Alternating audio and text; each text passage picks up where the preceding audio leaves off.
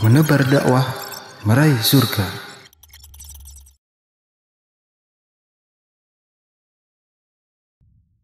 Assalamualaikum warahmatullahi wabarakatuh. Alhamdulillah wassalatu wassalamu ala rasulillah wa ba'd. Bertemu kembali dalam POTS Podcast Tarbiyah Sunnah bersama Ana Cepi Abu Hasna dan kembali dengan narasumber kita Ustadz Yusuf Abu Ubaidah. Assalamualaikum. Waalaikumsalam warahmatullahi wabarakatuh. Gimana kabarnya Ustadz? Alhamdulillah. Aduh, kita sambil ngopi nyantai Ustadz. Siap. Nah, ngomong-ngomong tentang pingin kaya pasang foto aja. Bahkan lagi rame nih Ustadz ya. Tapi sebelum itu nanya pertama nih Ustadz, boleh nggak sih kita pingin kaya Ustadz? Boleh. Boleh ya? Udah cocok dulu jadi orang Sunda. Udah kayak orang Sunda nih, udah lama ya. Boleh ya pingin kaya ya? Ya, kalau dari sisi hukum ya boleh-boleh saja. Karena kaya atau miskin itu pada dasarnya tidak tercela secara zatnya. Banyak orang kaya tapi dia bersyukur kepada Allah SWT, menggunakan kekayaannya dalam kebaikan, dia bertakwa kepada Allah SWT, nggak tercela. Nabi Daud, Nabi Sulaiman, Allah kasih kekayaan. Ya. Para sahabat Nabi SAW, ada semisal seperti Abu Bakar As-Siddiq, ada Utsman bin Affan, ada Abdurrahman bin Auf, orang-orang kaya. Karena memang harus diakui bahwa kekayaan itu memang dibutuhkan untuk menunjang ibadah kepada Allah, menunjang dakwah. Dulu Nabi SAW yang menunjang dakwah beliau, Khadijah, istri beliau, kaya. Iya. Jadi butuh juga kita donatur kaya juga butuh gitu kan. Tapi miskin juga bukan sesuatu yang tercela juga. Banyak para sahabat-sahabat yang miskin juga, ya seperti Bilal misalkan, kemudian Khabbab ibn al-Arad dan yang lainnya. Tapi mereka dimuliakan oleh Allah Subhanahu wa Ta'ala. Artinya miskin atau kaya itu bukan suatu ukuran untuk tercelanya seseorang atau mulianya seseorang. Yang paling penting adalah bagaimana ketakwaan kita kepada Allah Subhanahu wa Ta'ala.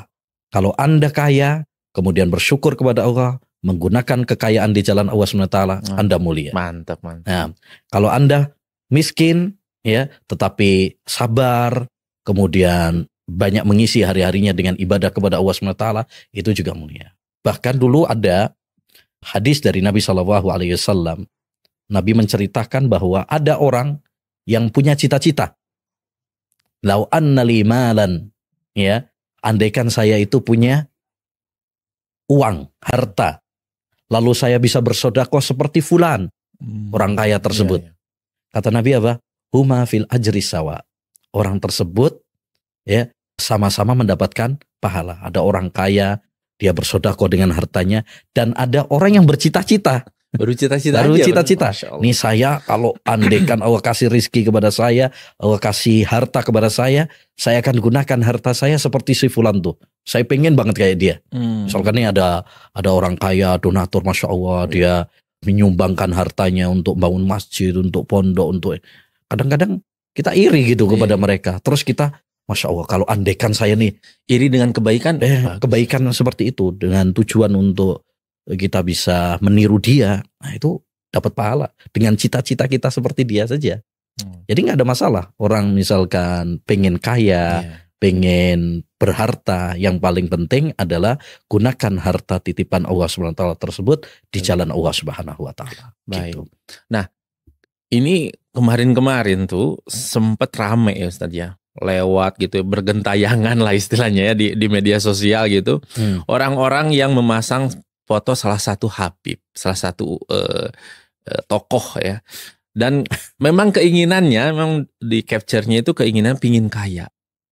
Nah, dan banyak sekali yang masang, baik itu di platform Facebook, WhatsApp gitu ya, atau Instagram, bermacam-macam. Ini kan berarti banyak orang yang berkeyakinan kalau masang foto ini itu akan dia pingin kaya gitu. Ini keyakinan seperti ini gimana Ustaz? Benar nggak nih? Ada kayak gitu ya? Ada nih, rame bahkan Jadinya kita juga jadi tahu, bahkan di teman-teman juga, ini masang foto ini siapa gitu. Ternyata dengan maksud keinginan ingin kaya. Ini boleh nggak Ustaz? Atau gimana nih keyakinan seperti ini? Ya pertama ya itulah kita ini guncangan-guncangan terhadap akidah kita itu silih berganti gitu ya. Ya dulu kita ingat pernah viral batu ajaib Ponari di Jombang, celup, ya kan, sampai orang datang berbondong-bondong dari berbagai wilayah di Indonesia. Ganti lagi ada yang bisa menggandakan uang, rame tuh, rame. Pada dasarnya itu adalah dunia gitu loh, dunia, kemudian mungkin cari tenar dan sebagainya. Terlepas kita nggak membahas tentang orangnya ya. Kita juga nggak terlalu kenal juga. Betul. Walaupun istilah kita kalau Habib itu kan keturunan Nabi ya. Wallahu alam itu benar apa tidak gitu ya kan. Iya. Tapi yang jelas begini. Bahwa pertama yang menjadi patokan di dalam agama Islam itu bukan nasab seseorang. Nasab seseorang. Walaupun dia misalkan ngakunya keturunan Nabi. Kalau memang misalkan apa yang disampaikan itu nggak sesuai dengan Al-Quran dan hadis. Ya kita nggak boleh menerima. Ya, apalah artinya nasab kalau ternyata dakwah kemudian amaliyahnya nggak sesuai dengan Islam, nggak sesuai dengan Quran dan hadis. Nabi bersabda, "Wa man batta'a bihi amaluhu lam yusri' bihi nasabu." Siapa yang terlambat amalnya, maka nasabnya tidak bisa mempercepat dia. Artinya nggak ada gunanya tuh nasab, gitu loh. Yang kedua juga kita nggak tahu juga itu bener apa tidak ngaku sebagai Habib itu, karena wallahu alam ya, kita ini sekarang banyak orang ngaku-ngaku juga yang kita nggak jelas juga dia beneran enggak gitu. Bahkan pernah rame juga tuh ribut-ribut itu ya, ribut-ribut tentang ini Habib asli atau Habib palsu gitu, diselidiki oleh para Habib gitu kan. Makanya ya, tapi ya tadi yang patokan kita itu bukan nasab gitu. Ya, tapi amal kita. Kita betul. Walaupun misalkan nggak keturunan Nabi Muhammad SAW, tapi kita sesuai dengan Quran, sesuai dengan hadis, jauh lebih mulia daripada dia misalkan kerabat atau keturunan Nabi, tapi ternyata nggak beriman kepada Nabi, atau amaliyahnya nggak sesuai dengan sunnah Nabi SAW. Ya, gitu.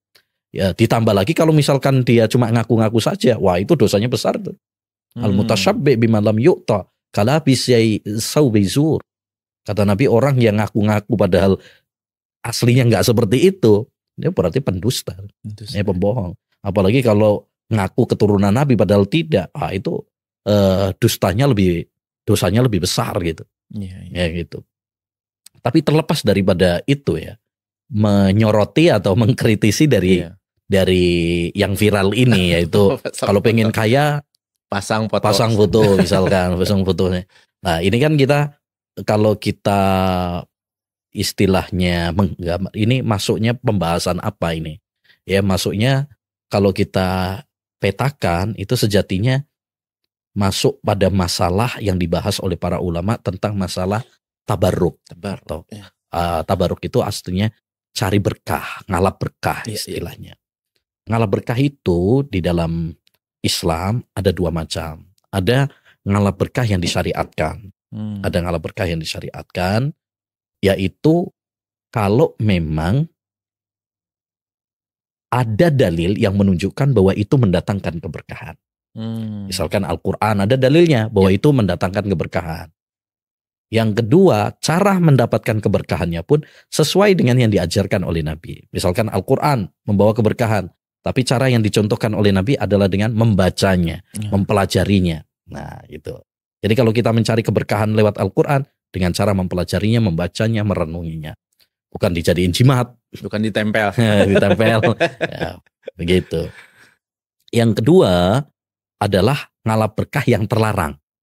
Ngalap berkah yang terlarang itu, satu, kalau tidak ada dalil yang menunjukkan bahwa benda itu bisa mendatangkan keberkahan. Kayak misalkan tadi ada orang ngalap berkah sama batu ajaib misalkan. Kan gak ada dalil bahwasanya batu itu bisa mendatangkan kekayaan, kesembuhan. Mana dalilnya? Kan gitu. Atau orang ngalap berkah pada kuburan. Sampai ada yang ngusap-ngusap, pencium misalkan. Ya, ada yang ngalap berkah sama badannya kiai misalkan, atau sisa air minumnya. Nah Ramai itu. ini kalau di sebagian kiai ya, ini kalau ada sisa ini, Udah pada jamil ini. oh langsung jadi rebutan tuh. Untung ini gak ada yang mau. Nah, kalau di tempat yang lain itu jadi Iya, rebutan tuh. bisa. Bahkan kadang sisa rokoknya itu jadi rebutan juga. Termasuk dalam masalah ini, Ya. apa yang tadi antum tanyakan masalah foto. Itu dengan anggapan bahwa kalau pasang foto bisa menjadi kita kaya. Ya. Dari mana? Dalilnya mana? Kita dalam beragama itu harus ada dalilnya. Sekarang mana dalil yang menunjukkan kalau masang foto Anda ini bisa bikin kaya? Itu dari mana? Itu datangkan dulu dalilnya. Ya. Yang kedua, anggapan bahwasanya kalau masang foto itu adalah bikin kekayaan.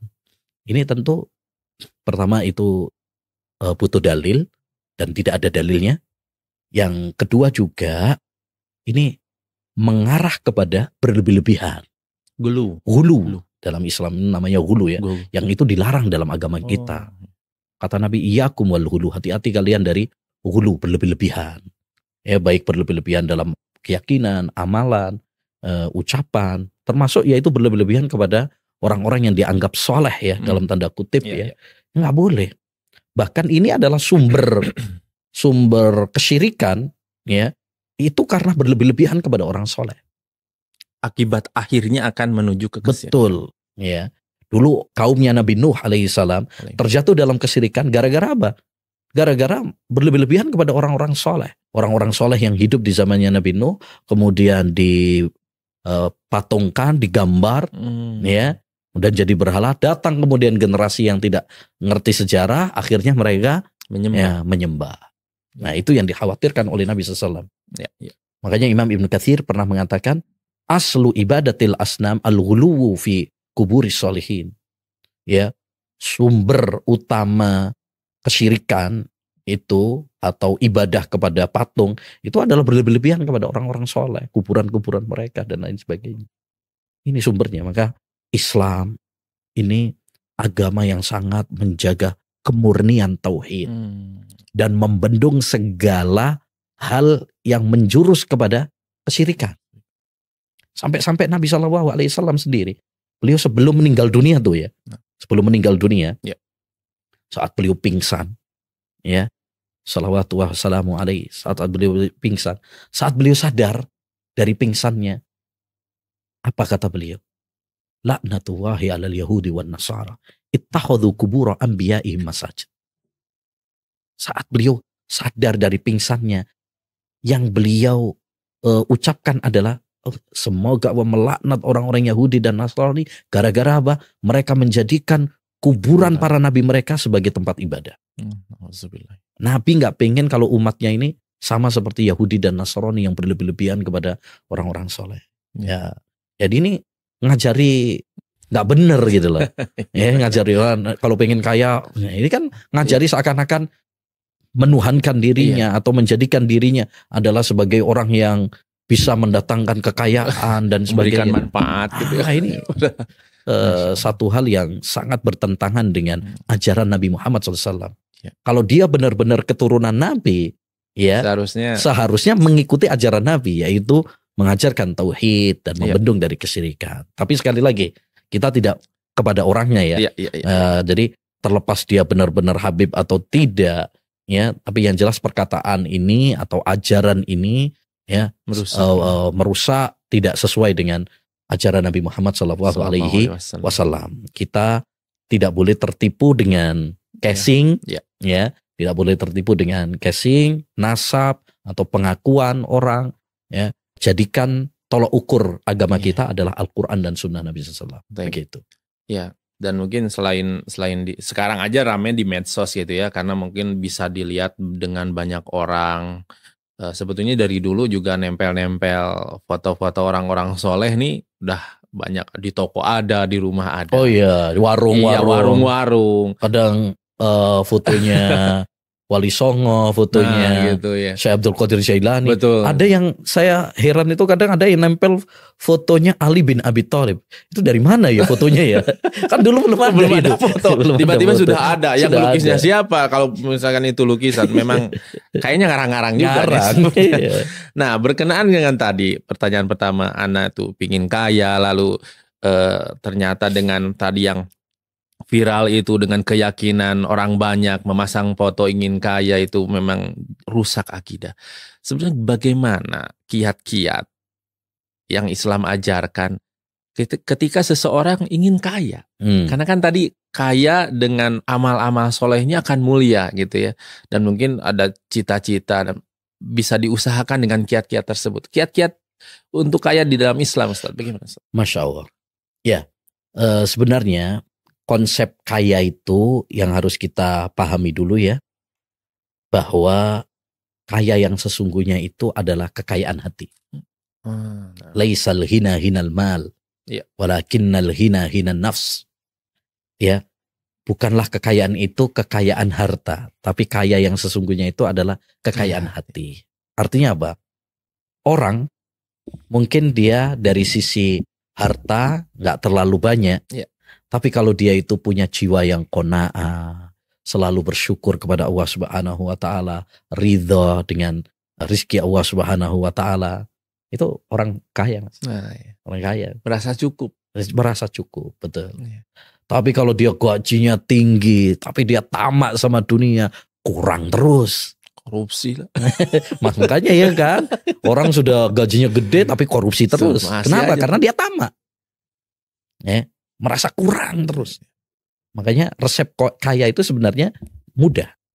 Wardha bima qasama Allahu laka takun ahnana.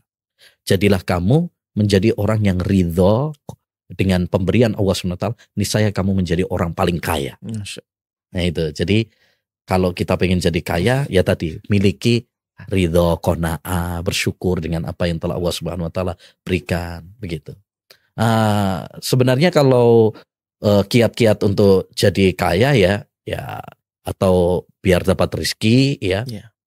Banyak ya, atau yang disebut oleh para ulama dengan mafatihur rizq, kunci-kunci mendapatkan rezeki ya.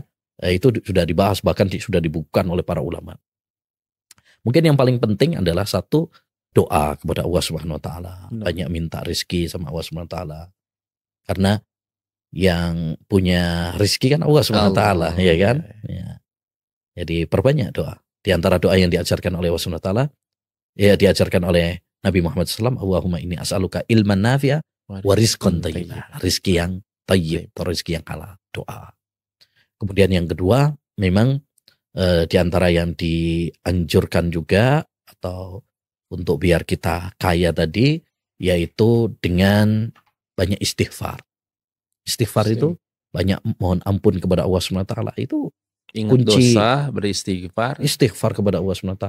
Faqultu astaghfiru rabbakum innahu kana ghaffara yursilis samaa alaikum midrara wa yumditkum bi amwali wa banin wa yaj'al lakum jannati wa yaj'al lakum anhara.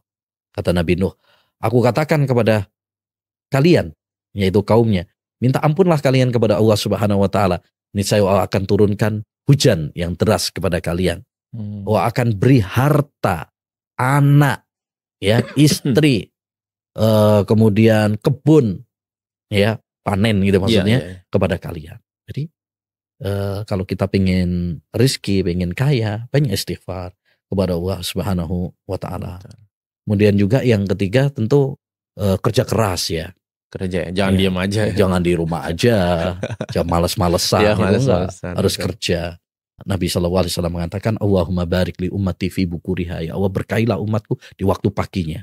Jadi kalau kerja pagi-pagi udah kerja, ya cari rezeki, ya itu akan diberkahi oleh Allah Subhanahu wa taala. Ya, harus kerja keras. Karena Islam itu nggak pengen umatnya ini malas-malesan. Islam pengen umatnya ini kerja keras. Kerja keras. Makanya Nabi pernah mengatakan ya, seorang di antara kalian, dia cari kayu bakar, kemudian dia pikul di pundaknya, lalu dia pergi ke pasar, dia jual, itu jauh lebih baik di sisi Allah SWT daripada dia minta-minta ngemis sama orang. Ya. Jadi Artinya apa? Islam itu menganjurkan kita untuk kerja keras, kerja cerdas juga, ya kan? Ya, bukan menjadi pengemis, minta-minta. Nah, apalagi ya ngajarin instan itu ke dukun misalkan, judi online. Nah, itu kan ngajarin bukan kerja keras itu, kerja malas itu. Ya, di antara kiat juga tentu adalah kita beribadah kepada Allah. Kalau kita ini beribadah kepada Allah SWT, ya, sholat, kemudian baca Quran, dilancarkan rezekinya oleh Allah Subhanahu wa taala. Ya. Makanya kata Allah Subhanahu wa taala, wa'mur ahlaka bis-shalah wastabir 'alaiha. Ya, la nas'aluka rizqa. Kata Allah Subhanahu wa taala, perintahkanlah keluargamu salat dan sabarlah. Ya.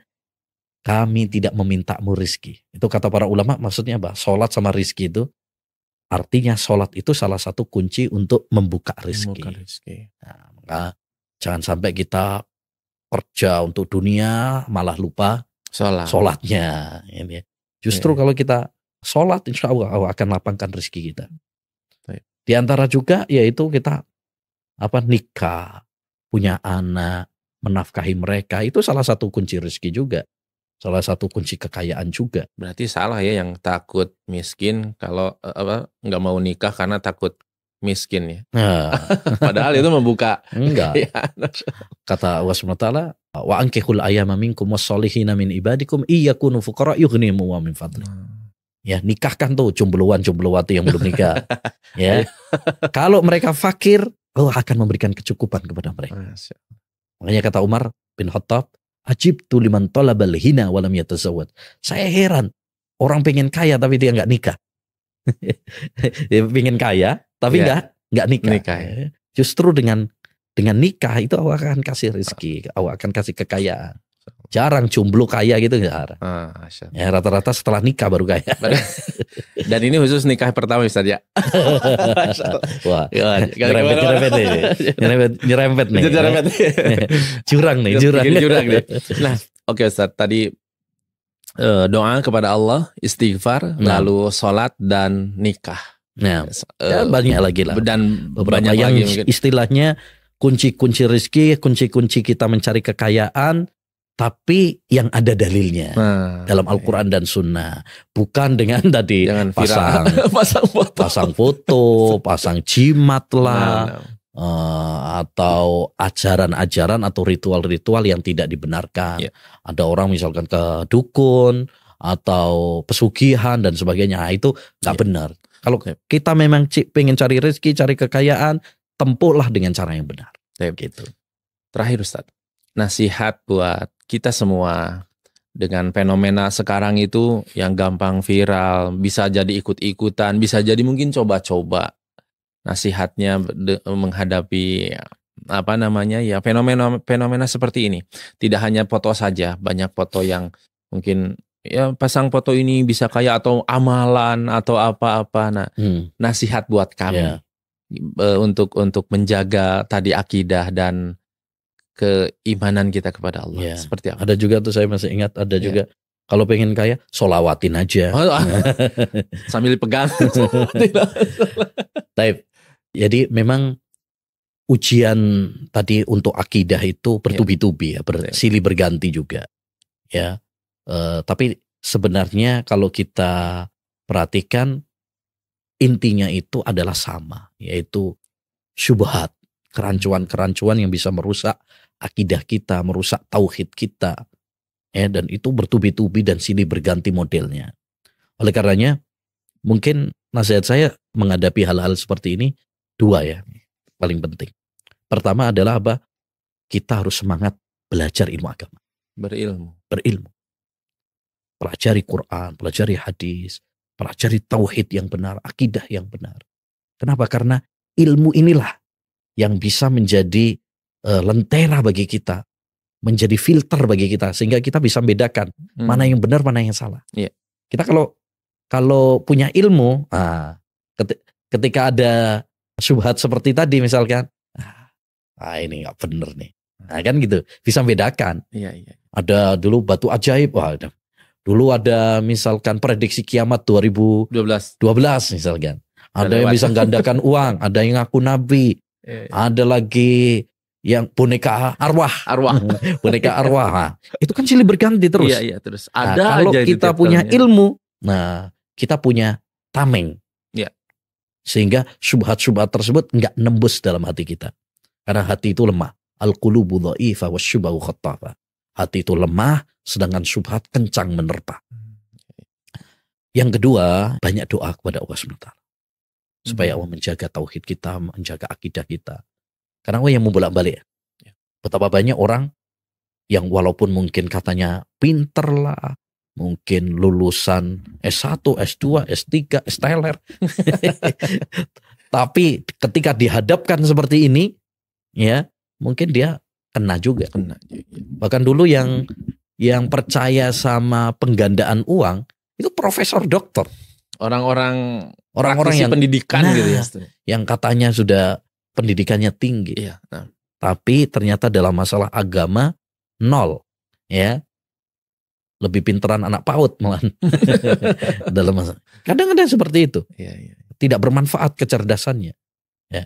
Oleh karenanya, dua hal ini harus sering kita lakukan, yaitu kita semangat belajar ilmu agama, terutama masalah tauhid, masalah akidah, karena kita sekarang hidup di zaman fitnah, bertubi-tubi, syubhat, syahwat.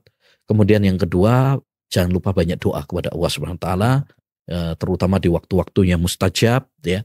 Banyak doa supaya kita diberi keistiqomahan, ya, sampai akhir hayat kita. Amin. Nah, itu dua itu yang inti ya, untuk selalu kita ulang-ulang. Syukur Ustaz atas obrolan kita. Siap. Tentang fenomena-fenomena ini. Dan mudah-mudahan Allah Subhanahu wa taala melindungi kita semua sampai akhir hayat kita.